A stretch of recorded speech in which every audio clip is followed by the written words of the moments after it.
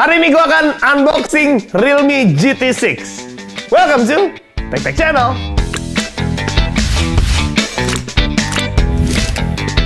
Gila, ini tuh handphone sebenarnya menarik banget ya, karena harganya bukan harga entry level memang, tapi performanya gila coy. Dan memang si GT6 ini tuh namain istilahnya nih, tagline-nya mereka The AI Flagship Killer. Apakah benar? Ya, mari kita akan coba. Di sini juga memang ada keterangan ya kan, AI. Ya kan, kalau biasa Realme polosan aja nih, cuman hitam sama kuning. Tapi sekarang ada tambahan baru. Ini yang bikin gue penasaran, tapi nanti ya kita akan lihat nih. Dan yang mereka highlight, pertama, Snapdragon 8S Gen 3 chipset. Ini tuh pertama kalinya dipakai ya di handphone ini. Terus untuk kameranya ada tambahan sensor. Dia nggak tulis megapikselnya, sensornya dia pakai LYT808, which is nanti kita akan cobain juga gimana hasilnya. Nah, ini nih yang gokil nih. Brightness-nya 6000 nits. Ya, gue biasa kan ketemunya di handphone yang 1000, 2000 nits lah, masih udah maksimal banget lah gitu. Dan untuk chargerannya, ini nampaknya ada penurunan. Gue nggak tahu sih sebenarnya antara turun atau memang karena yang kemarin itu GT5 itu tuh nggak masuk Indonesia. Jadi memang 240 watt itu tuh memang untuk ya di negara-negara Cina ya, nggak salah ya, lebih tepatnya ya. Untuk baterainya, ini juga naik ini. Di atas rata-rata lah, 5500 mAh. Made in ya dong. Dibuatnya di mana, bro? Indonesia dong. RAM-nya sih cukup gila ya, tetap ya di 12 GB, 256 storage-nya. Warnanya perak cair dan wah, kalau gue lihat sih di video-video sih ini asik banget. Kita langsung unboxing aja ya.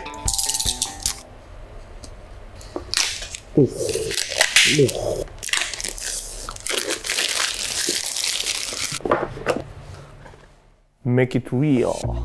Di bagian sini biasanya ada casing. Ya kan, bener kan? Ini warnanya kayak abu-abu muda gitu. Sisanya normal sih, kayak SIM card ejector. Terus ada beberapa buku panduannya gitu lah. Handphonenya kita simpan dulu. Wah, ini plastik-plastik asik banget nih buat unboxing nih. Kayak krek-krek gitu rasanya. Di bagian sini, ini dia nih. Mantap nih.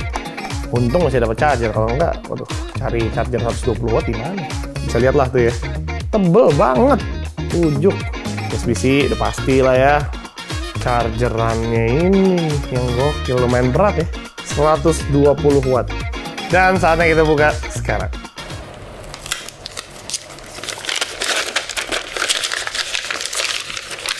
Ya kan, kertasnya enak banget nih, kayak gitu, satisfying. Tapi first impression gue pegang handphone ini lumayan berat coy. Ya gue pribadi sih ya, bukan gue lemah loh ya, bukan gue lemah. Ini memang berasnya begitu. Oke, ini secara desain ini sangat-sangat simple dan menurut gua elegan ya jatuhnya. Warnanya juga karena mungkin ini warna perak juga. Gue sih suka ya secara desainnya, nggak neko-neko lah, minimalis banget. Cuma memang itu tadi ya, kalau kalian bisa lihat tuh sangat berasa banget kalau kena sidik jari, terutama di bagian frame yang ada kameranya ini ya, karena warnanya ya dia bakal kita bisa ngaca kali ya. Terus untuk kameranya model-model boba gitu, cuma memang ini bukan kamera ya by the way, ini cuma flashlight. Untuk tombol ya, di bagian samping normal, power dan volume. Di bagian atas ini tuh speaker apa bukan ya? Dan di bagian bawahnya ada speaker, USB-C dan SIM card ejector. SIM card ejector lagi. SIM card, port SIM card. Nextnya kita akan langsung nyalain dan setup aja. Yuk nyala yuk. Gue udah selesai setup semuanya dan mari kita lihat. Oh, oke, ini tampilan awalnya. Keren ya. Dan ya, seperti biasa ya, ini tuh sangat smooth. Karena memang refresh rate-nya juga tinggi, 120 Hz. Mari kita coba lihat di display biasanya ya. Ada display dan ada di refresh rate. Oke. Nah, tapi di sini pilihan refresh rate-nya itu nggak bisa manual, tapi ada pilihan ini auto select. Automatically use optimal refresh rate. Dia ini sesuai sama baterai power juga. Terus kalau ini standar, jadi maksimumnya dia bikin di 60 Hz. Nah, kalau yang ini high, use refresh rate up to 120 Hz. Tapi sekali lagi ini nggak selalu 120 Hz ya. Ya gue yakin sebenarnya saingan ini tuh biar bikin baterainya juga optimal, nggak terlalu boros gitu. Yang gue penasaran pertama ini dari brightness-nya mereka ya. Brightness-nya mereka tadi dibilang sampai 6000 ini 6000 mahal lagi, 6000 nits. Oke. Sekarang dengan normal ada di segini nih, setengah lebih kalau kita fullin. Oke, jadi ada beberapa AI-nya mereka, dan ini cukup menarik. Yang pertama ada AI Night Vision, jadi dimana itu tuh bisa kita pakainya di malam hari, dalam kondisi yang gelap banget. Kalau misalnya kalian foto, itu tuh masih kelihatan terang gitu ya, dan cukup detail. Nggak cuma foto sebenarnya, ini juga bisa di video. Gokil kan? Kalau yang kedua, AI-nya itu bisa buat ngapus foto-foto orang yang misalnya kalian nggak mau gitu ya dalam sebuah foto. Ini sebenarnya fitur yang bukan baru juga. Banyak juga handphone yang udah terapin fitur ini sebenarnya. Dan yang ketiga ada yang namanya Smart Loop ya. Ini yang unik nih menurut gua. Jadi kayak kalau misalnya kalian pengen pindahin foto, itu kalian tinggal drag aja ke bagian kanan. Nanti akan ada aplikasi-aplikasinya di situ yang kalian tinggal pencet aja aplikasinya, dan itu sangat mempermudah dan mempercepat menurut gua. Untuk layarnya itu mereka udah pakai AMOLED ya. Tadi gue juga sempat bahas dikit. Secara bagian itu curve. Cuman mungkin kalau menurut gua curve-nya itu tuh nggak yang terlalu sampai kanan banget gitu. Gua penasaran ini tuh sebenarnya mono atau stereo sih. Kita akan coba dengerin lagu dulu. Coba di sini. Di sini miringnya nepi ya ini. Oh iya. Oh ternyata. Oh, speakernya di sini dia.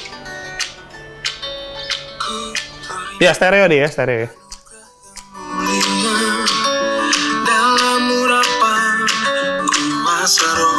Cukup oke, speakernya. Ini gua potek bareng Rama. Hai teman-teman, nama gue Rama. Saat ini gue udah full time. Karena source gue sih cukup. Misal lo belum pernah. Oh, kenapa tadi dia dapat? Jadi total dalam 1,5 bulan pertama, dalam 2 bulan pertama ketika. Gimana buat kualitasnya? Tajam ya?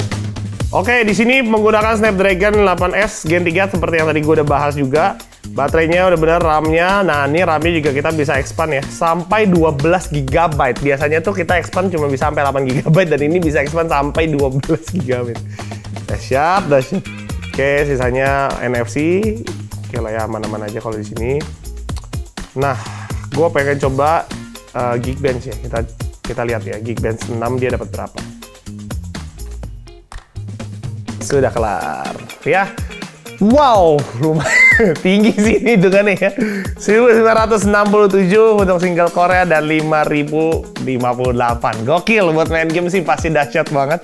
Terakhir kita akan cobain untuk si kameranya. Oke, kameranya. Di sini lihat ya secara fiturnya. Dia bisa wide. Ada 1 kali, 2 kali, sama 4 kali. Oke. Kalau misalnya kita pencet EV ini, yang ada di atas ini, kita bisa ngatur exposure itu manual. Action mode berarti kita bisa foto dalam kondisi yang cepat, dan habis itu kita istilahnya kita jepret tetap aman gitu. Kalau biasanya, action mode ini dia cuma bisa 2 lensa ya, by the way ya. Action mode ini cuma bisa lensa 1 sama lensa 2. Dua kalinya doang. Oke, untuk portrait, gue penasaran nih, so portrait dia aman nggak? Coba kita foto gitu. Foto tangan, foto jari gue, foto jari. Portrait, by the way, mereka juga ada 2 pilihan ya. Ada yang normal, sama ada yang rada ngezoom. Sebenarnya keren sih kalau pakai yang dua kalinya ini sih. Oke, sekarang gue akan coba foto selfie dulu. Ini portrait selfie ya. Kalau yang normal sama, dia cuma ada wide. Dia ada wide sama sekali 1. Kalau wide dari si selfie-nya ini tuh cuman 0,8 ya. 0,8 sama 1 kali. Kalau yang tadi kan dia 0,6 ya kalau yang foto main kamera. Dan ini yang 1 kali, kalau ini yang 0,8. Hasilnya mantep bro, mantep. Nah sekarang gue pengen cobain video nih. Video di sini kelihatan ya. Kayak untuk video di sini kelihatan, di sini ada ultra steady. Terus HDR, oke. Di sini bisa sampai 4K 60 fps, which is itu tinggi. Gimana kalau misalnya selfie-nya, apakah bisa juga? Untuk selfie bisa 4K tapi 30 fps ya. Itu sebenarnya nggak terlalu penting juga 60 fps ya. Oke, sama-sama bisa ultra steady juga. Cuman biasanya kalau kita nyalain ultra steady itu cuma bisa di 1080p. Jadi belum ada tuh yang udah bisa ultra steady terus di 4K lagi. Gila, itu berapa gede? Gue nggak ngerti juga. Oke, kurang lebih seperti itu untuk handphone ini. Nanti gue akan review handphone ini di TikTok ya, full reviewnya akan ada di TikTok. Kalau misalnya kalian belum follow TikTok gue atau Instagram gue, semuanya tolong di follow ya, di @techtechid ya. Semuanya juga gue taruh di description kok. So, sekian unboxing gue buat GT6 ini. Gimana pendapat kalian buat handphone ini? Buat gue, nih handphone gila banget. Kalau misalnya handphone ini mungkin akan dijual sekitar 7 jutaan ya. Kalau misalnya kita lihat dari GT5 kemarin ya sekitar segituan. Tapi kalau misalnya sampai segitu sih, wah, memang beberapa brand bakal ketar-ketir sih sama si GT6 ini. Kalau kalian punya pendapat lain soal handphone ini, boleh banget tulis di kolom komen. Kalau kalian mau kritik video ini juga boleh banget. Kalian juga boleh tulis di kolom komen. Thank you sekali lagi dan sampai jumpa di video berikutnya. Bye-bye.